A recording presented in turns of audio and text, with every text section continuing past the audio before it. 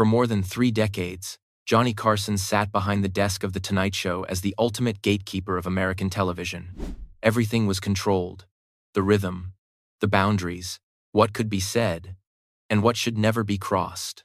But not every night followed the script.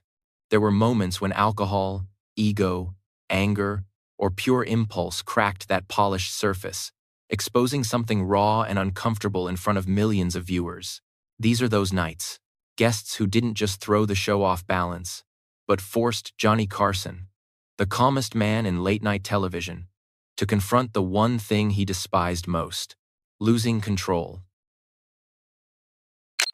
Number 1. Don Rickles. In the history of The Tonight Show, Don Rickles was a rare exception. He was allowed to do what almost no other guest ever dared to do. He insulted Johnny Carson directly, relentlessly, and without apology. Rickles mocked him. Carson laughed louder than anyone else, and the audience loved that relationship because it felt intimate, as if the most powerful man on American television was letting a close friend step past the usual line. But in 1976, Rickles went further than even Carson was willing to tolerate. It started with something that seemed harmless. During a previous episode, when Carson was out, Rickles sat in the host's chair during a commercial break. That part wasn't unusual, but in a burst of energy, he accidentally broke Carson's cigarette box on the desk. It was a gift from NBC, something Johnny had kept for years as a personal memento. To Carson, it wasn't just an object. It was part of the desk, part of the order, part of control. The next night, Carson brought the broken cigarette box on air and joked about Rickles' carelessness. A light joke, perfectly in the spirit of The Tonight Show. The audience laughed. The story should have ended there, but Rickles didn't stop. Midway through the show, without being listed as a guest, Rickles suddenly walked onto the stage. He was still wearing his Navy uniform from the sitcom CPO Sharkey, which was being filmed on a nearby NBC soundstage. The unannounced appearance electrified the studio. At first, it felt like a perfect cameo. Unexpected, funny, pure Rickles. Then, within minutes, the tone shifted. Rickles didn't just tease. He took over. He grabbed Carson's desk, shouted across the studio, interrupted constantly, and unleashed insults that went far beyond his usual sharp banter. The rhythm of the show collapsed. Johnny Carson, a man famous for controlling every second of airtime, was suddenly reacting instead of leading. On camera, he still smiled. He still joked. He still played along with the calm confidence viewers expected. But the people in the studio saw something else. One cameraman later recalled, "At first it was funny. Then there was a moment when it stopped being funny. You could see it on Johnny's face. Rickles wasn't joking anymore. He was taking over the show." Behind the scenes, the story was very different. Producers said Carson was genuinely angry. Not because he was insulted. Carson was used to that. What bothered him was that Rickles broke the structure. For Johnny Carson, The Tonight Show wasn't just a comedy program. It was a tightly controlled system. Who spoke, when they spoke, who led the pace, who stayed at the center. Even close friends were not allowed to collapse that order on live television. One former producer later said bluntly that Rickles' surprise appearance in costume was no longer a joke. It was a power move, a violation of how The Tonight Show functioned. That segment became legendary for one reason. It showed something viewers almost never saw on late-night television. For a few brief minutes, Johnny Carson lost control of his own show. The friendship between Carson and Rickles didn't end, but insiders confirmed that Carson grew noticeably distant for months afterward. There was no public fight, no ban, just space. For Carson, the message was clear enough. What makes this moment so powerful isn't the shock itself, but who caused it. Not a drunk guest, not an unstable newcomer, but Don Rickles, the most trusted guest, the most protected guest, the one given the most freedom on The Tonight Show. And that is why the moment still lingers as a dark reminder in Hollywood. Even in the closest relationships on late-night television, there are lines that cannot be crossed, especially when the cameras are rolling and the entire country is watching. Number 2 belongs to Truman Capote. In 1980, when The Tonight Show invited Truman Capote back on air, it was not just another interview. It was a last attempt to bring a literary genius back into the light. The author of In Cold Blood and Breakfast at Tiffany's walked onto the stage with legendary status, but also carrying the weight of addiction and collapse. The unease was immediate. The moment Capote sat down, something felt wrong. His voice trembled. His words stumbled. His movements were awkward, as if his body and mind were no longer moving together. Thoughts appeared, then drifted away halfway through a sentence. Johnny Carson noticed it instantly. He slowed the pace. He softened his questions. He tried to give Capote something solid to hold on to. This was what Carson did when he wanted to protect a guest. But Capote did not follow any path laid out for him. Instead of answering clearly, he wandered. He spoke in circles, then suddenly veered into strange remarks about politics and sexuality. These were not just off-topic. They shattered the carefully maintained family-friendly tone that The Tonight Show had upheld for decades. Each time Carson tried to steer the conversation back toward literature or creative memory, Capote slipped again into darker, unstable territory. Inside the control room, concern turned into quiet panic. On stage, Carson remained patient, almost hopeful, as if waiting for one last moment of clarity. A former staff member later recalled that with most guests in similar condition, Carson would have found a way to end the segment early. But with Capote, he could not bring himself to do it. Carson believed in redemption. He believed that brilliance might still resurface if given a few more minutes. That moment never came. The studio audience began by listening with curiosity, then slowly fell silent. Not the silence of shock, but the silence of realization. They understood they were witnessing the decline of a mind that had once shaped American culture. Every so often, Capote would deliver a familiar flash of wit, a sharp line, a glimpse of who he used to be. Then it vanished. Those flashes did not bring hope. They made the moment more painful. Carson never cut him off harshly. He let the segment drift within the last boundaries he could control, then closed it with his usual courtesy. After the show, he did not criticize Capote publicly. He did not need to. Truman Capote was never invited back to The Tonight Show. It was a quiet but final decision, made by a host known for giving troubled guests second chances. That 1,980 appearance became a somber milestone in Capote's public life. Once celebrated as a towering intellect, he now appeared before America as someone unraveling in real time. What made the moment especially heartbreaking was the contrast. In earlier appearances, Capote had been sharp, funny, and fully in command of language. The last time, late-night television did not capture a triumph. It captured a slow disappearance. No scandal, no explosion, just a great mind drifting away from itself, under studio lights, while millions of viewers watched in silence, unsure of what else they could do. Number 3. Madonna. In 1987, when The Tonight Show invited Madonna on air, it was supposed to be a routine promotional appearance. Johnny Carson had interviewed thousands of stars over 3 decades and knew exactly how to keep things within bounds. A little humor, a little charm, and total control from behind the desk.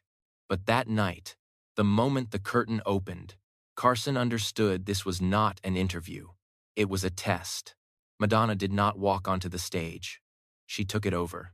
She appeared in lingerie, inspired clothing, black lace and fishnets, completely out of sync with the conservative tone of The Tonight Show. A NBC staffer later recalled that during rehearsal, Madonna had dressed far more modestly. The real outfit appeared only minutes before airtime, when it was too late for anyone to intervene.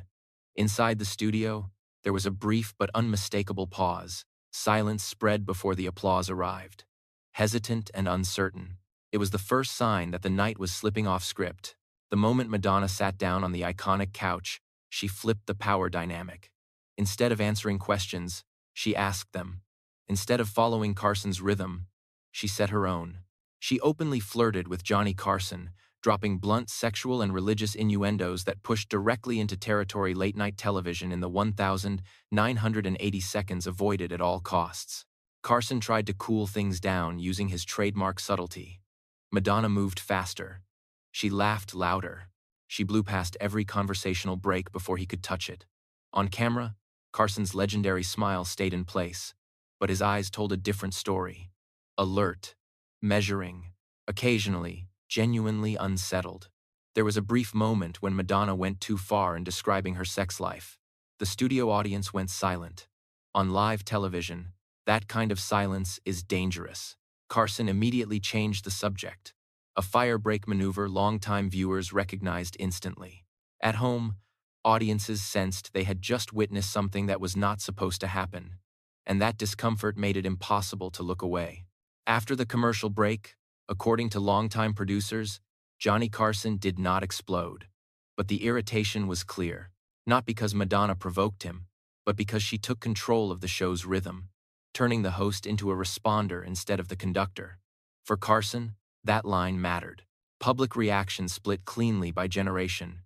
Younger viewers saw Madonna as a symbol of rebellion, a direct challenge to outdated rules. Older viewers saw disrespect, a deliberate violation of late-night television order. Carson saw something else, a boundary crossed. The response was quiet and final. Madonna was never invited back. No press release, no public feud, just a door that never opened again. Madonna got what she wanted: controversy, attention, cultural power. But Hollywood always collects a price. Her career continued to soar through albums and world tours, yet she became one of the very few superstars shut out of The Tonight Show, not for saying too little, but for saying too much, too directly, too fast, and for revealing an unspoken truth. On Johnny Carson's stage, you could challenge the throne. You just would not be invited back to do it twice. Number 4. Oliver Reed. In 1975, when The Tonight Show invited Oliver Reed on air to promote Royal Flash, it was seen as a rare opportunity for the British actor to strengthen his position in Hollywood.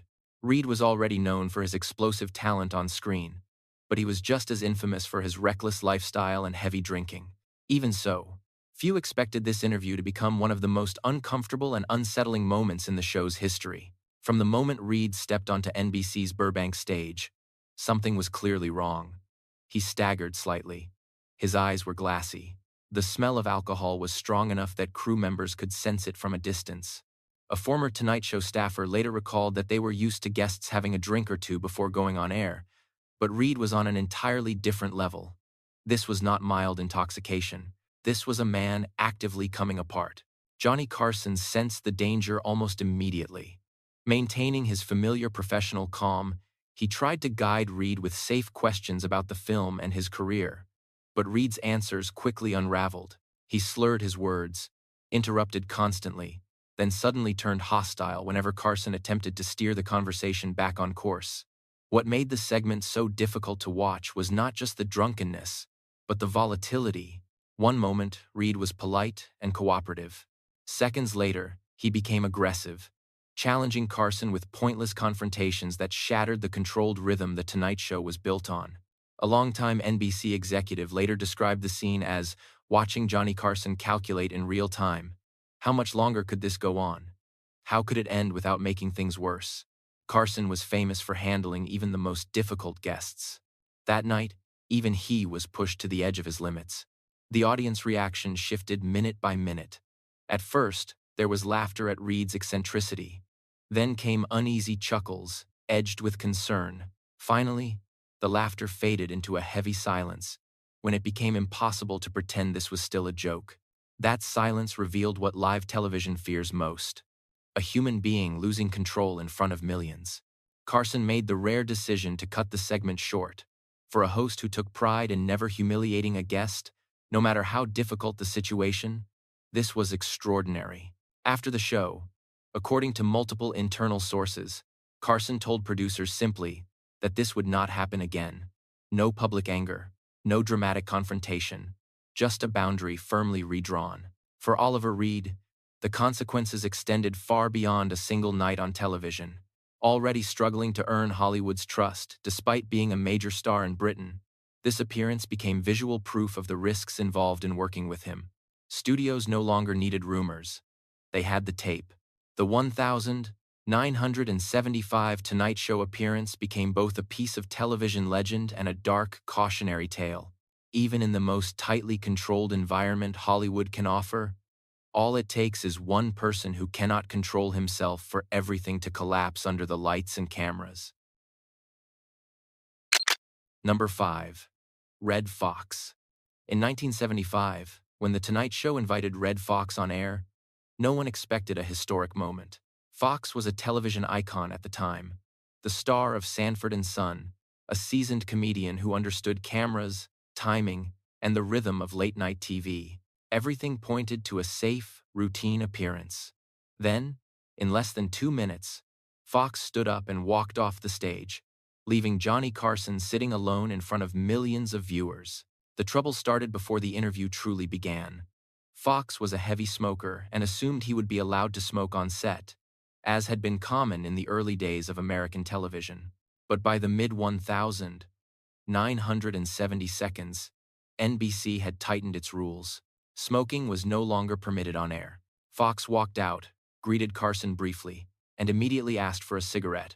When Carson politely refused and explained the new policy, Foxx's demeanor shifted almost instantly.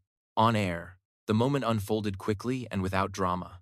Foxx made it clear he was irritated and said he could not talk without smoking. Carson smiled, assuming this was part of a comedian's bit, and tried to move forward. But Foxx was not joking. He stood up, said he could not continue under those conditions, turned his back, and walked off the stage. No shouting, no argument, just a firm decision made while the cameras were rolling. Carson remained seated for a few seconds, his expression revealing surprise and the delayed realization that this was not improvised comedy. An NBC executive later described it as the shortest guest appearance in the history of The Tonight Show. What made the moment shocking was not anger, but abruptness. There was no build-up, no escalation. A small misunderstanding instantly collapsed the entire segment. Relying on pure professionalism, Carson quickly recovered with a light remark and transitioned to the next part of the show as if nothing had happened. On air, control was restored. Off camera, the story was different. According to those present, Carson was genuinely stunned. A guest walking out publicly was extremely rare and represented a direct challenge to the authority he had maintained for years. The aftermath came quickly. Fox's representatives contacted Carson's team to explain that he had misunderstood the policy and reacted impulsively. Carson did not criticize him publicly and did not turn the incident into a recurring joke. But something changed. Foxx did return to The Tonight Show years later, yet television historians note that a quiet tension lingered in those appearances. The easy familiarity was gone, replaced by careful politeness between two men who clearly remembered the night in 1975. Red Fox's walkout became a chilling reminder of how fragile live television can be. A new rule, an old habit, a strong personality unwilling to bend, and in a matter of seconds, Johnny Carson's tightly controlled world cracked open, revealing a raw moment too real to be staged or rewritten. That is why the walkout is still remembered as one of the heaviest silences in the history of American late-night television. Number 6. Shelley Winters. Over the years hosting The Tonight Show, Johnny Carson understood one thing very clearly about Shelley Winters. She was never predictable. An Academy Award winner who had lived fully through Hollywood's most brutal era, Winters arrived on stage every time with explosive energy. But on one particular night, that unpredictability crossed the line from entertainment into something far more uncomfortable, turning the studio into an emotional battleground that even Carson struggled to contain. At first, everything felt familiar. Winters spoke loudly, told long stories, and dominated the rhythm of the show in the way audiences expected from her. Then a single remark from another guest seated beside her, something Winters perceived as insulting, ignited everything. She stood up. Her tone shifted from playful to furious. In a matter of seconds, a carefully controlled conversation turned into a public confrontation. Winters did not stop with the comment itself. She unleashed years of pent-up resentment. The way Hollywood treated women, the indifference shown toward aging actresses, personal injustices she believed had never been heard. Her voice filled the studio. Words poured out without restraint. Emotion had no brakes. The audience, accustomed to Carson's calm and reassuring atmosphere, fell into silence. Not the silence of curiosity, but the silence of shock. What made the moment especially unsettling was Johnny Carson's reaction. On rare occasions, Even his legendary composure cracked, and this was one of them. He tried to joke, he tried to steer the conversation elsewhere. Winters did not slow down. A longtime staff member once explained that when Carson was genuinely uncomfortable, there was a tell. He would shuffle the note cards on his desk and glance toward Ed McMahon. That night, Carson was nearly crushing the cards in his hands. It was a quiet signal for help, delivered live on air. Eventually, Carson exercised his ultimate authority. He called for a commercial break. It was an extraordinary move, almost never used, designed to stop a segment that had completely slipped out of control. When the show returned, Winters had calmed somewhat, but the atmosphere remained heavy through the final moments. Behind the scenes, Carson told producers only that they should allow more time before inviting Shelley Winters back. There was no ban, no announcement, just distance. What is notable is that despite that explosive night and other unpredictable appearances, Winters continued to be invited back to The Tonight Show. That speaks both to her undeniable presence and to Carson's understanding of television. He knew that some of the most unforgettable moments come from stepping beyond the safe zone. Carson once described Shelley Winters as a force of nature. You could not control her. You could only brace yourself.